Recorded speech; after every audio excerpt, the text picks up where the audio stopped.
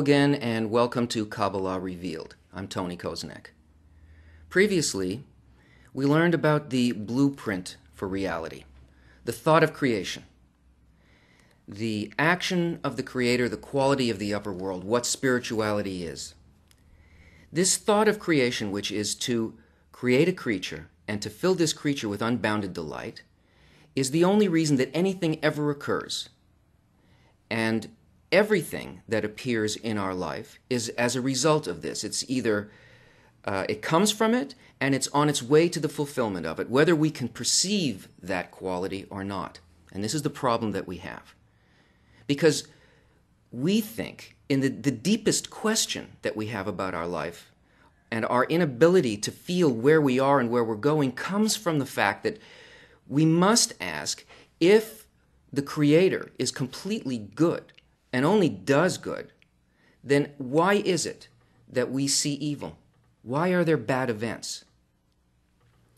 In order to investigate this question, the Kabbalists set for us a boundary on how we should investigate in order to get a real answer and not get confused.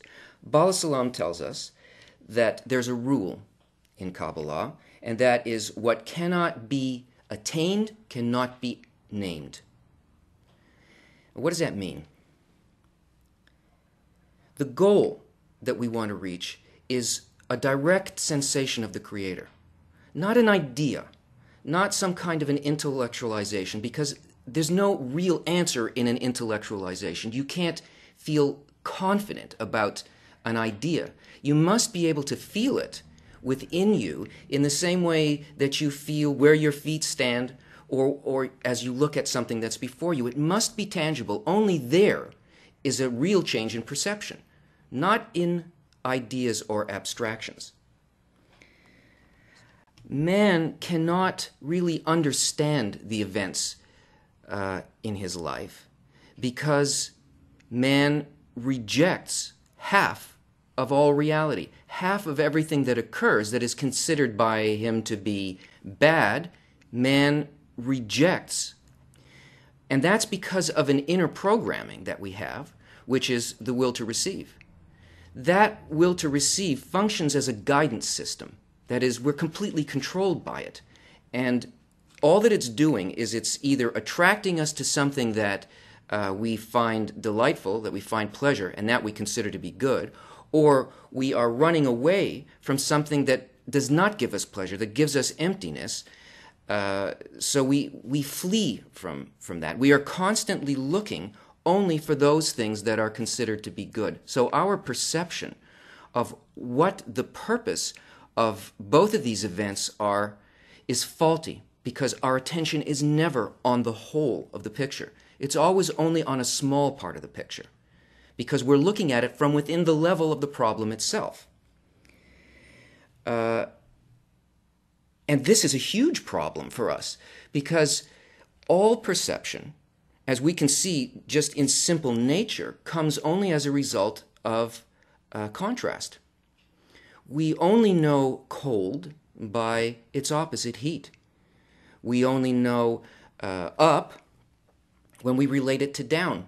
If we look just at the quality of heat in itself, if there was nothing opposite it, if it had no opposite quality, it would be in essence, we wouldn't be able to feel anything in it. If there was no movement, no way to measure anything, what could we know about heat? There would be nothing there. There would simply be no sensation.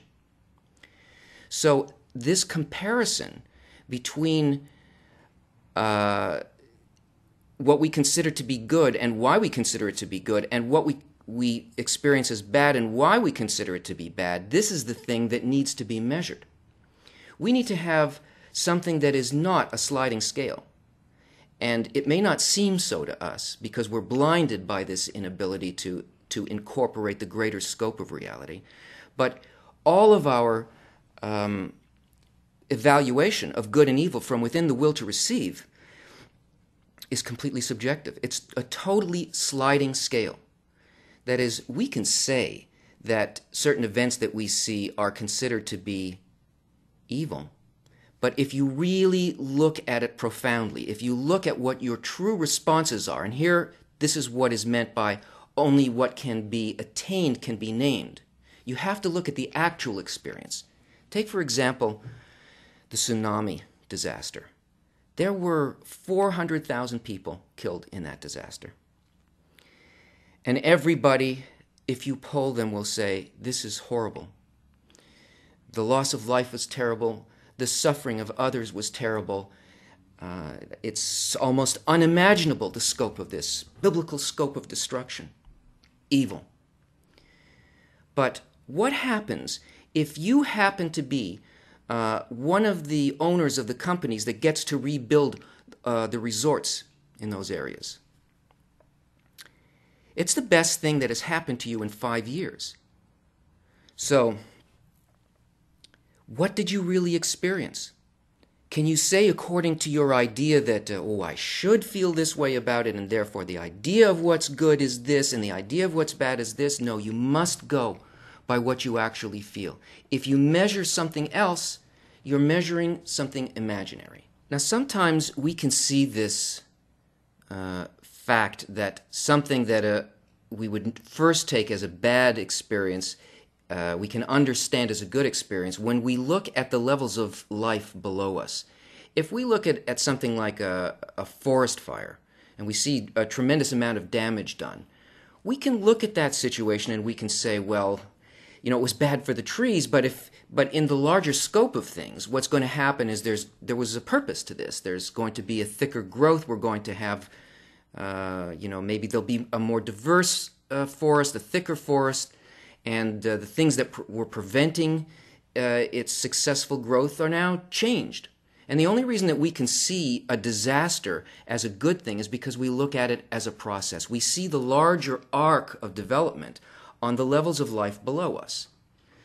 Below us, there are levels of still or inanimate. There's the vegetative level, there is the animal level, and there is the human level that we live on. Unfortunately, this level is just a complex animal.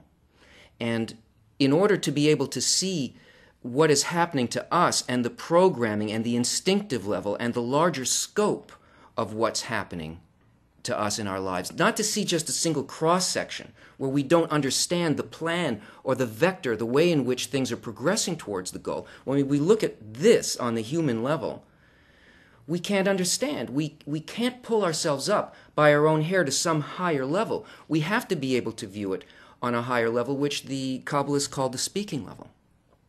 Speaking level of man is where he begins to be part of the upper system and view the whole system of guidance provided by the Creator. That one force that moves us through two prongs of through the will to receive, that moves us, attracts us towards something good and repels us from something bad. If we can see it from this level above, we stop seeing the events in our lives as isolated chunks and try to name them at a place in time and space where we really have no perception of the reason for anything. So what do we do to be able to get ourselves into this higher state? How do we see from this higher point of view? Well, we can't do it ourselves. We can only do it with the aid of what is already there. We have to be able to sense what's there, and then we can become like it. Now, remember that the force of evolution is just the development of desires. And this system of upper light has arranged that we would be moved along through these desires until we came to desire precisely the right thing. But because we are involved in our development in an unconscious way, that is, not by our will are we brought into this, and not by our will do we proceed in this, until we come to the point where the awakening occurs in a person. The awakening is arranged by these events that we call good and bad. In other words, our desires continue to be developed and change so that our question becomes greater. And each of these, what we consider to be blows, make us ask the question on a deeper and deeper level. What is the real cause of suffering? Why am I suffering? And how can I stop suffering? And this force of development moves us along unconsciously until we will not settle for anything else but the answer to this question. Because the answer to the question can only come from the higher level that guides the system that makes us feel as if there are good and bad events. So now that this conscious, tangible need has happened inside the sensation of the person that no other desire can replace. Only the answer to this question, this conscious, tangible need, now the answer has a place to go. A person can receive it. But in order to know why we're suffering, we have to know what's good and what's bad. And we know that we can't feel that or measure it against a sliding scale. It can't be from within the will to receive. It has to be against something that doesn't change. And this, we know, is the quality of the Creator, which always and only gives its unconditional bestowal. And the quality of the creature is to receive, the will to receive for the self alone. It's the measurement of the contrast between these two qualities that begin to give us a sense of where we are. Because the only thing there is to feel and to sense is the Creator.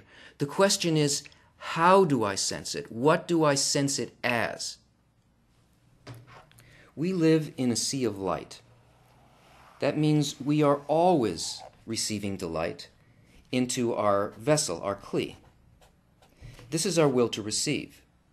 And the upper light is constantly filling us with delight, that is, with a sensation which is actually a sensation of the light itself. It is always the Creator, except that it depends on what we say it is. It depends on what the dressing is, what we call this thing that's happening. All events of our life are sent to us in a way that we sense them directly as direct light. But if we feel them that way, that means that we feel them through the will to receive, and we don't know why they're being given. What we seek to do is to feel the thought inside of it. That is, what is this quality here? What is the quality of bestowal that is the Creator's intention behind giving to us in this event? How is this connected to the force of development that is bringing us to fulfillment? If we can understand and get a sensation of this, then we understand the event and we also rise to that level. And all that we seek to do in the events of life is to justify the Creator. This is what a righteous man is, what a tzaddik is. It's one who, regardless of the events of life, feels the thought behind the giving of the event, the benevolent force of the Creator's guidance. And only the difference between what we feel in our kli and what the Creator's thought is, that is, what our thought is, compared to what the Creator's thought is, this is the source of suffering. This contrast between my nature, my intention on reception of the light, and the Creator's intention on the bestowing of the light, this discrepancy causes me discomfort, suffering, and so on. This quality of bestowal, the quality of giving of the upper light, is the general law of the universe, and everything in the universe follows from that. All laws, inner and outer laws of nature, all follow from that. And it's incumbent on all life to find a balance, a homeostasis between what is outside and what's inside. So the degree to which we don't keep this law of life, that is, become like it, our world and all aspects of it suffer. Not just the man, but his surroundings, his world, his country, his family, all of reality. One of the ways of attracting the upper light that will allow us to raise to a level where we can begin to understand and sense the Creator is by the study of Kabbalistic texts. The only reason to study a Kabbalistic text is to attract the light that reforms, not for any intellectual knowledge, but for a transformation that happens within. As we begin to read this text, bring your question, the thing that you most need to know. Remember it and bring it into the reading. It doesn't matter what you understand intellectually. It only matters what you need and what you feel. This article is called There's None Else Beside Him, and it was spoken by Bala Salam, and it was recorded by his son Rabash. It is written that there is none else beside him, meaning that there's no other power in the world with the ability to do anything against him, and what man sees, namely that there are things in the world which deny the household of above, is because he wills it so. In other words, it is purposely built that we see a system that we feel that there are good and bad events. And we feel that there is an opposing force to our good, that there's something that prevents us from feeling good. And the reason that this occurs is because the upper force itself wants this to happen. There's a purpose. It wills it so because there is no other force that can actually make this occur. And it is deemed a correction called the left rejects and the right adducts, meaning that that which the left rejects is considered correction. This means that there are things in the world which from the beginning aim to divert a person from the right way, and they reject him from holiness. He's saying here that this experience of not being able to sense the Creator directly, of this feeling of this force pushing us away, this is called the correction. This is a force by which something occurs that allows us to transform. It's part of this system of guidance. And it's called that the left rejects, that is, pushes away, and the right adducts, draws closer to the Creator. We're speaking here about a person who wishes to feel the Creator, not just the normal events of life, even though they're structured the same way because all of the levels of nature work by exactly the same principle. But this means that there are things in the world which from the beginning aim to divert a person from the right way, and they reject him from holiness. That means when a person desires to feel a sensation of the Creator, to know the laws that govern their life, to taste holiness, which is kedusha, which means to be separated, to be apart. That quality of kedusha is the quality of the will to bestow. It is completely separated from this world. It is completely above it. So there are things that are purposely in the system that cause a person not to be able to sense this holiness. And the benefit from these rejections is that through them a person receives a need and a complete desire for God to help him. This pushing away, once there is a desire, once there is an intention to know the Creator, this pushing away does what we have seen in the whole system of nature. It causes a need. It means that there's a specific need that is being built, not a need for this or that thing, for cars, for wealth, for food, for sex, for knowledge, for power. No, it's building a particular need. The benefit from these rejections is that through them a person receives a need and a complete desire for God to help him. The desire that's being built is the desire directly for God, directly to God. Yasher Kel, the desire directly for what is above.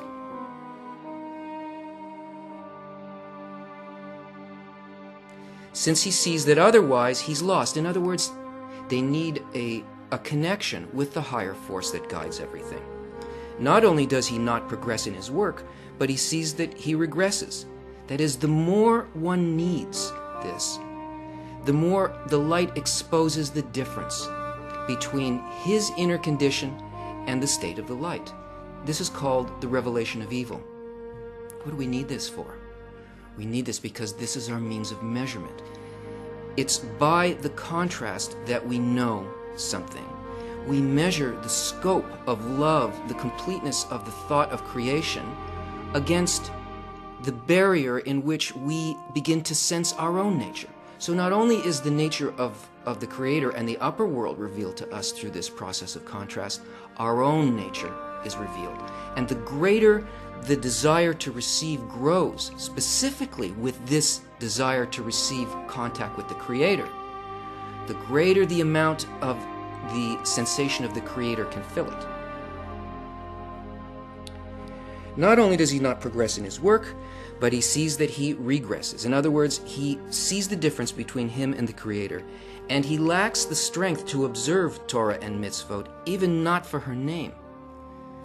That is, a person feels that not only can they not sense the Creator directly, but they can't even fool themselves that they're doing it for any reason in order to reach the Creator. They feel the greatest degree of difference, but this is a blessing because it's by the expansion of the will to receive and its correction that we actually progress.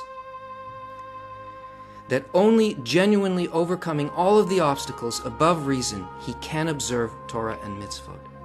That is, not by his strength, not by his knowledge, not by any kind of ideas or theories, but only by the tangible reception of the light, which has got to be above his reason. This connection is above the will to receive and all the thoughts connected in how to get those things that we want. This force that we experience as good and bad events are the left and the right hand of the Creator that guide us by means of ups and downs through the normal events of our lives, if properly understood. Once we have this desire to go directly to God, no matter what it is that occurs in our life, with this desire, then this one particular need grows until it can eventually encompass and swallow the entire imaginary world and bring us into a complete contact with reality. This is just a taste of the beauty of these articles. We will continue our discovery of what exists within these articles and within Kabbalah. Join us again